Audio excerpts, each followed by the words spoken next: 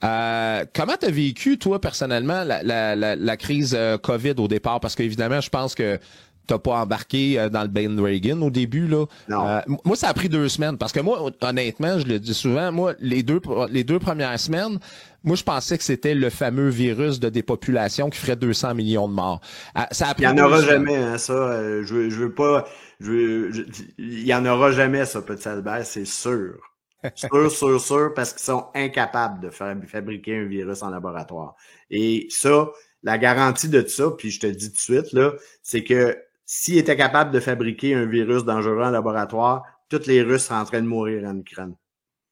Puis il n'y en a pas un qui tousse.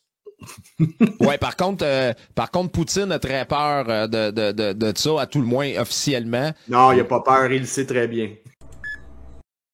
Écoute, je sais pas si tu l'as, on s'en est parlé un peu cette semaine.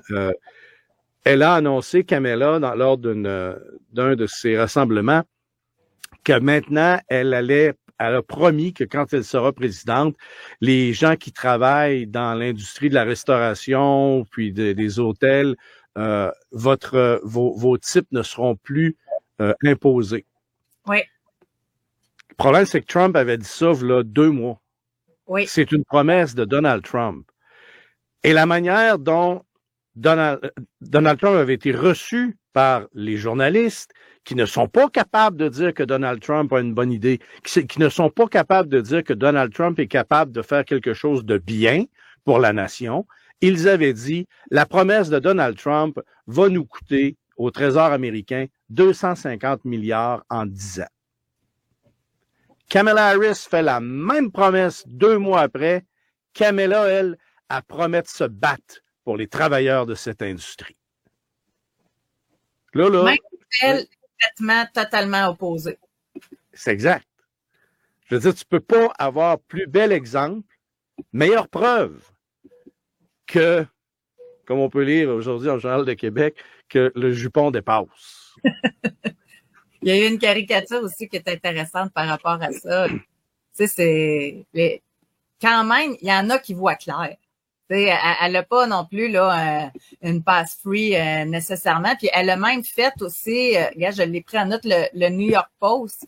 Maintenant, il l'appelle Caméléon. Tu sais, comme quoi elle se faufile, puis comme quoi elle revient sur des choses qu'elle n'était pas d'accord auparavant, puis que là, pour la campagne, elle décide de mettre de la... Exact. Et ça fait penser à Kerry, qui était en campagne contre Bush, et Bush le deuxième, Bush fils, bien sûr. Et il avait, à un moment donné, flip-floppé, on l'appelait Monsieur Flip-Flop par la suite, et ça lui a fait perdre les élections. Il avait dit qu'il avait voté pour... il avait voté pour donner de l'argent aux anciens combattants, mais après, il avait voté contre, ou quelque chose comme ça, ou pour une... Ah non, c'est pas pour une guerre, financer une guerre, mais après ça, il avait voté contre. Et là, il y avait eu la plus belle publicité qui avait été produite par les républicains. On voyait Kerry sur une planche à voile, mais son image changeait. Des fois, il était à gauche, des fois, il était à droite, des fois, il était à gauche, des fois, il était à droite, et ça disait « Kerry va vers où le vent souffle ». C'était tellement formidable. Et c'est des choses comme ça qui peuvent vous coûter la présidence des États-Unis.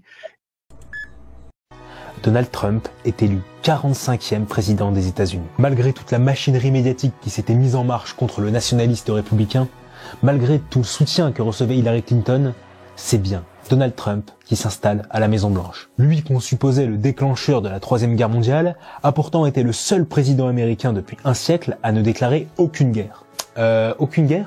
My plan to dismantle the deep state and reclaim our democracy from Washington corruption once and for all. Trump n'a pas les médias avec lui, il n'a pas le soutien de l'État, mais il a gagné les élections avec sa propre fortune, ce qui fait qu'il n'a pas beaucoup de comptes à rendre. À la différence de ses prédécesseurs, ses ennemis ne sont pas à l'extérieur de ses frontières, ce ne sont pas les terroristes ou le communisme, mais des ennemis à l'intérieur, ce fameux État profond qui gouverne sans être élu. Plus personne, il sait ce qui se passe derrière les caméras. Il sait comment se passent certaines soirées extravagantes de la haute société américaine. Dans un premier temps, il s'en prend à Hollywood. Quelques mois après son élection, grâce au courage des victimes, mais aussi au changement de nombreux gouverneurs et membres de la justice américaine, le patron d'Hollywood, Harvey Weinstein, tombe. Il est alors accusé par 93 femmes d'agression sexuelle, et comme Epstein, il utilise d'anciens agents du Mossad pour faire pression. Mais sous l'administration Trump, ces intimidations ne passent plus. Et en 2020, il sera condamné à 25 ans de prison. Jeffrey observe tout ça et comprend que les règles ont changé. Si le grand patron d'Hollywood peut tomber, il n'est plus aussi intouchable qu'avant. Cette élection inattendue est un vrai coup dur pour lui, parce qu'Hillary est la femme d'un de ses plus proches amis.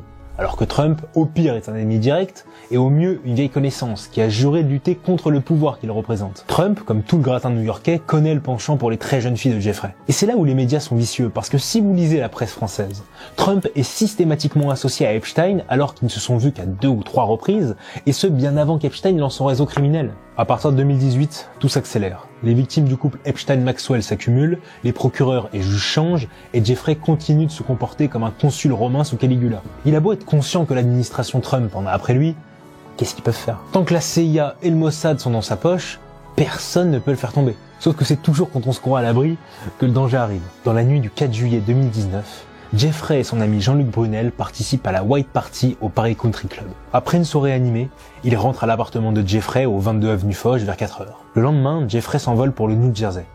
Mais à son arrivée, au lieu de voir son chauffeur habituel, il est accueilli par 2 jeeps noirs. Un agent du FBI l'attend et lui demande de le suivre. À ce moment, Epstein ne comprend pas, mais il est sûr d'une chose, c'est qu'il est dehors pour le dîner. Sauf que cette fois, ça se passe pas comme prévu. Et là, c'est le brouillard. Pendant un mois, il peut à peine voir ses avocats qui ne sont pas les mêmes que d'habitude, puisqu'ils sont tous poursuivis pour complicité. Et au début du mois d'août, comment l'intouchable Jeffrey Epstein est passé d'une soirée huppée parisienne à la mort au fond d'une cellule dans l'espace d'un mois. Et que dira la presse face à cette situation ? Quand je regarde la façon dont les médias se chargent de l'information aujourd'hui, j'ai envie de dire aux gens ce qu'ils ont besoin de faire. Moi, à l'époque, quand j'étais gamin, mon père n'avait pas les moyens, mais il achetait 2 journaux. Et il me montrait toujours, j'avais 7 ans, un article sur un thème, et sur le même thème, un article dans l'autre journal. Et il me disait, tu vois, t'as besoin de lire les 2 journaux. Et tu verras qu'ils disent pas la même chose. Et ni l'un ni l'autre ne dit la vérité. Et ça sera à toi de découvrir la vérité entre les deux. Mais aujourd'hui, moi, je ne sais même pas quoi dire à mes enfants. Je ne sais pas quoi dire à tous les gens. Parce que quand je regarde les médias et les journaux et la télé et tout ça, disent la même chose. Mot pour mot pour mot. Comme si c'était des zombies à qui on avait lavé les cerveaux et ils sont en train de chercher à transformer chacun d'entre nous en zombies. Il nous appartient de trouver un moyen pour contrecarrer tout ça. S'il y a encore parmi vous des gens qui lisent les journaux pour connaître la vérité, il est effectivement urgent d'aller voir ailleurs et de vérifier partout où vous le pouvez, où se trouve la vérité vraie. C'est l'heure bénie de retrouver les journalistes de la rédaction de Science et Vie, le magazine. Elsa Abdoul, bonjour. Bonjour. Je vais avoir besoin d'explications. Vous voulez nous parler de la variole. Attendez, la variole, 300 millions de morts, mais c'était avant. Maintenant, elle est totalement éradiquée. Qu'est-ce qui se passe? On va la recréer? Non. Oui. Alors, un cousin très proche de la variole, effectivement, un virus qui, lui, infecte le cheval. Ce sont des chercheurs canadiens qui ont annoncé ça en 2017. Ils ont recréé entièrement ce virus en laboratoire et surtout, ils affirment qu'ils auraient très bien pu et pourraient à l'avenir recréer le virus de la variole, celui qui infecte l'humain tout aussi facilement. C'est totalement dingue. On nous répète, l'OMS le répète que la variole est éradiquée, ça y est, c'est fini, et eux, ils remettent ça. Ils recréent le truc. Mais pourquoi ils font ça? Alors effectivement, certains disent que c'est un coup médiatique presque de mauvais goût. Ça semble, oui. En tout cas, ça a l'intérêt de soulever vraiment un débat et sur les dangers de la biologie de synthèse. Biologie de synthèse, c'est recréer des organismes vivants. C'est ça. Et la technologie au centre de cette biologie de synthèse, c'est le tricot. Alors un tricot particulier, un tricot moléculaire, c'est vraiment tricoter de l'ADN. Pour rappel, l'ADN c'est la molécule à la base des génomes de tous les organismes vivants et de nombreux virus. Elle est composée grossièrement d'une séquence de 4 molécules qu'on appelle des bases différentes, A, T, G et C. Et on connaît aujourd'hui la séquence des génomes de très nombreux organismes, notamment l'humain depuis 2003. Oui. Et la biologie de synthèse, ce qu'elle va faire, c'est qu'elle peut véritablement recréer des séquences simplement avec des simplement avec des machines extrêmement sophistiquées, qui vont prendre un peu de A, de T, de G et de C et tricoter ça dans l'ordre que l'on souhaite et recréer véritablement des génomes. Est-ce qu'on peut synthétiser tout comme ça? Alors pour l'instant, les chercheurs s'arrêtent aux microbes, aux bactéries, aux virus. Par exemple, pour les virus, ce qu'ils ont fait, c'est qu'ils ont inséré ce génome viral du virus cousin de la variole dans des cellules de mammifères en culture. La molécule, une fois insérée dans la cellule, s'est comportée exactement comme un virus naturel qui aurait été créé par multiplication dans la nature. C'est-à-dire qu'il va détourner la machinerie cellulaire, il va se multiplier, il va s'extraire ensuite de la cellule en créant sa propre enveloppe et il va pouvoir aller infecter de nombreuses autres cellules. On se retrouve véritablement avec des virus là, simplement en insérant la molécule dans une cellule de mammifère, on se retrouve avec plein de virus capables d'infecter exactement comme un virus naturel. Ça avait déjà été fait pour d'autres virus? Oui, depuis 15 ans, effectivement, il y a déjà eu ce type d'expérience pour des souches de la dengue, du VIH, le virus du sida, la poliomyélite, et aujourd'hui, donc, ce fameux virus cousin de la variole, peut-être demain, la variole. Bah, la dengue, la polio, le VIH, donc ce serait un virus éradiqué, disparu. Oui, pour la première fois avec la variole, on se retrouverait avec la création en laboratoire d'un virus qu'on avait éradiqué. Et donc là, ça pose des questions inédites en termes de risque. Alors il faut savoir qu'actuellement la variole, elle est conservée uniquement dans le monde dans 2 laboratoires ultra sécurisés, un aux États-Unis, un en Russie, et que là, avec la biologie de synthèse, les chercheurs, ça ne leur a coûté que $100 000 et 1 an de travail. Ça peut paraître énorme, mais pour un laboratoire de biologie moléculaire, c'est pas énorme du tout. Allahu Akbar.